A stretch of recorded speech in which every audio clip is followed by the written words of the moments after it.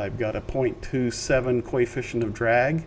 Let's change it to 0.25 like the Prius has, and you'll see that my mileage shot up. Now if I go back out to 0.27, my mileage goes back down.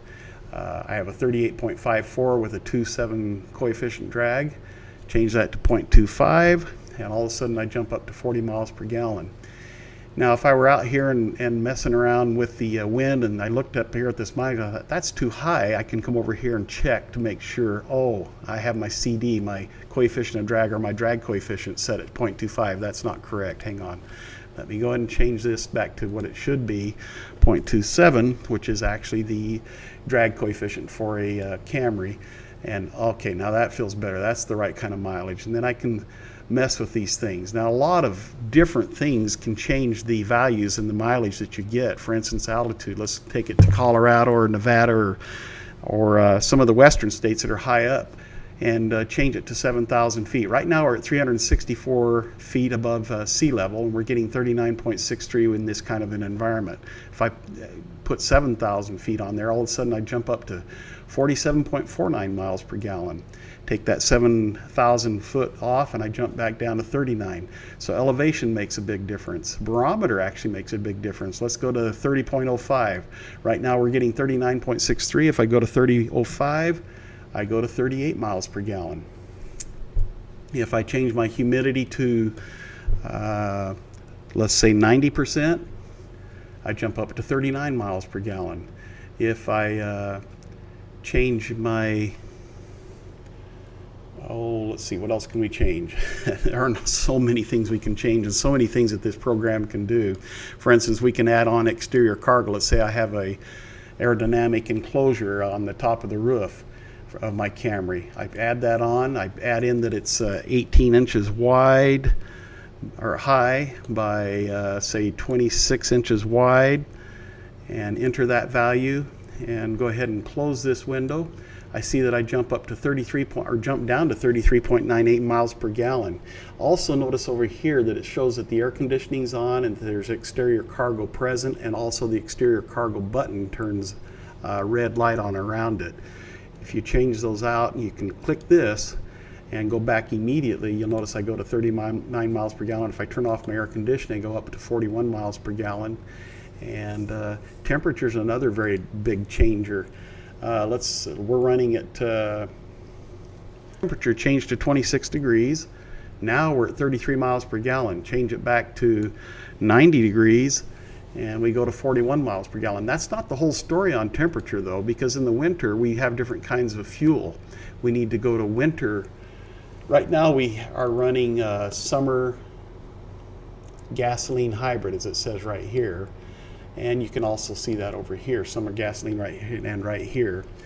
But in the winter, we need to change to a winter gasoline hybrid. So let's change that. And yes, and mileage does fall down a little bit. Go back up to summer gasoline hybrid.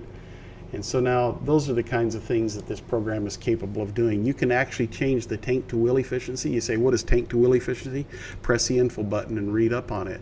It's very interesting what it is, and it helps you start understanding those kinds of things too. You can reset the tank to wheel efficiency just by simply hitting that button. Or you can go back to what I have figured out is perfect for my car, the hybrid. Anyways, you start setting all these things up, and it takes time to set them up. Tire resistance, a lot of people don't even have any idea what the tire resistance value should be here. So we set it up with a slider that says low resistance, normal resistance, high resistance tires. And as you test and study more and more on these things, you can get that kind of information. Also, the info button again gives an awful lot of information on tire rolling resistance.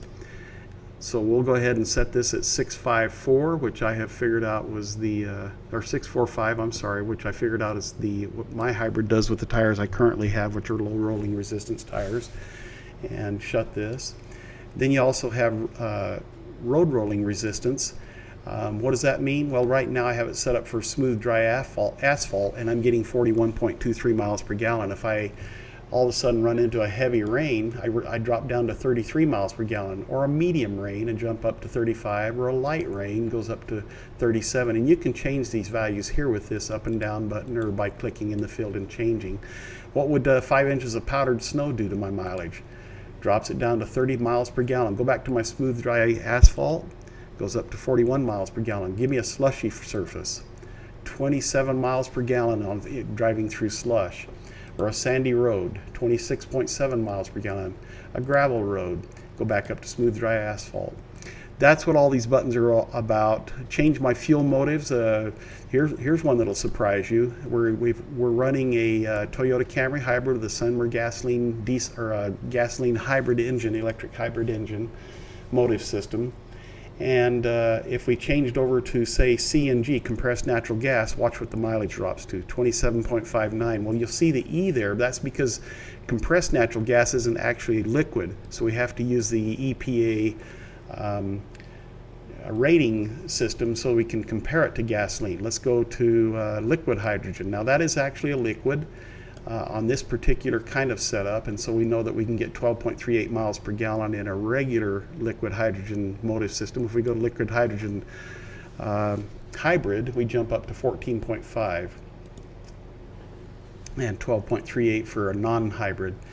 Methanol will get 14.56. Methanol hybrid, we can get to 19.95. Ethanol, we get 20.19, ethanol hybrid, 27.4. Those are the kinds of things that are available here. Now, one thing that'll probably surprise a lot of people, look what happens if I press on summer diesel. 49 miles per gallon. Watch summer diesel hybrid. 57 miles per gallon. Those are the kinds of things you can start finding out and figuring out. When that's with this same exact vehicle, a 2012 Camry, no longer gasoline hybrid, but running a diesel hybrid right now, I could be getting 57.63 miles per gallon. If I go full electric, I could go to 101.14 miles per gallon. The main reason you get such high mileage comparisons with full electric is your vehicle is using 92% of the available fuel efficiently. You're only wasting 3.37 kilowatts to go through this same environment that we're with summer gasoline hybrid, we'd be wasting 40.41 kilowatts of energy, or summer gasoline without the hybrid, we'd be wasting 73.97 miles or kilowatts. This yellow kilowatt figure here is exactly how much power it takes to run the vehicle through this kind of an environment. Let's go back to summer gasoline hybrid, shut this little window, and do the comparisons. 21.55 kilowatts is also translated down here into horsepower. So I'm taking 28.9 horsepower to move this vehicle at 70 through this kind of an environment. And as I change my wind, you'll see that those numbers change over here on the right side in the screen. Move the wind back, it's taking less horsepower to run the car, so I'm using less fuel to make this kind of power, wasting less fuel to heat. A lot of very good information is on this side. Right now I see that my tire rolling resistance is 4.44 horsepower, taking 3.31 of this 18 kilowatts to fight tire rolling resistance. My aerodynamic drag, even with the wind behind me, is still consuming 53.7% of the overall power that's needed to run the vehicle. If I run the wind right behind me and get really good mileage, I'm still using 50% of my power is being used to overcome aerodynamic drag. And how much is that? That's 11.21 horsepower out of 16.62 horsepower that is needed to be making this vehicle run down the highway. If I run the wind up here to, say, 45 degrees, or even east-northeast, you can see that it increases quite a bit. I run up to 61.6% of the power being used to overcome aerodynamic drag. Well, there's an awful lot more to this program. You can add exterior cargo. You can change your environment variables. Click on here and you can go instantly to the different websites to get your environment stuff.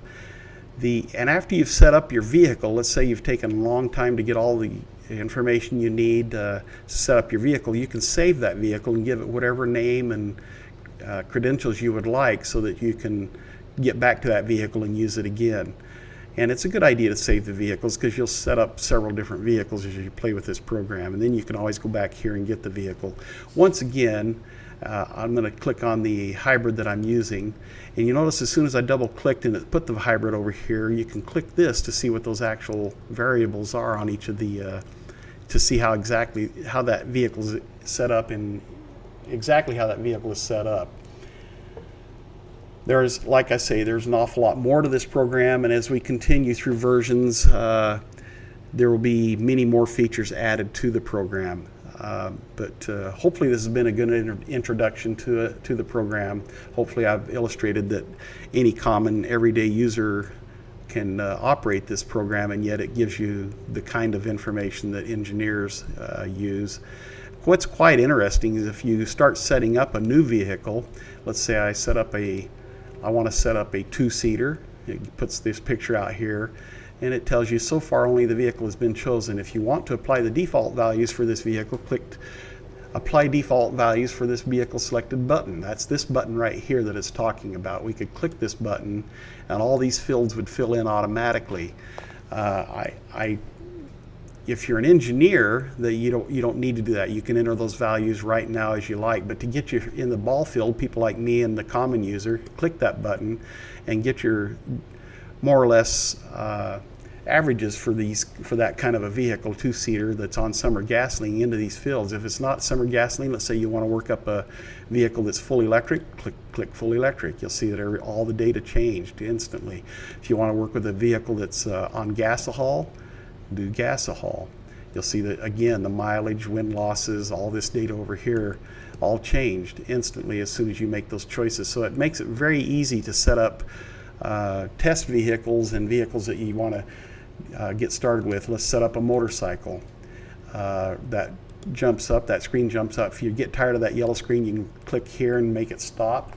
Apply the values. You can see that this motorcycle it weighs has a curb weight of 420 pounds. It's showing a 185 pound person on it, and all the etc. All of those values that are averaged are set up for you, and then you can start beginning to play with the program and setting it to match your vehicle exactly. For instance, let's say you know the curb weight of your motorcycle is 768 pounds. Put that in. You'll see the mileage change instantly. And let's say you weigh 210 pounds. Again, you'll see the mileage change instantly. And let's say the outside temperature on the day that you're wanting to do this is 45 degrees. There goes another mileage change. And that you live at 2,364 feet, there's another mileage change. Those are the kinds of things this does. If you have questions about what any of the buttons mean or do, you can click any one of these info buttons to the right of them and get that information. Get an awful lot of information. Some of them have a tremendous amount of information in them. The larger buttons will actually bring up what we saw a minute ago, fuel motive, etc., etc. Anyway, I hope that's been a good introduction to this program. I'll be putting more of these videos on the website under each of the buttons, hopefully a little shorter than this one. Thanks for your time, and hope you enjoy the program.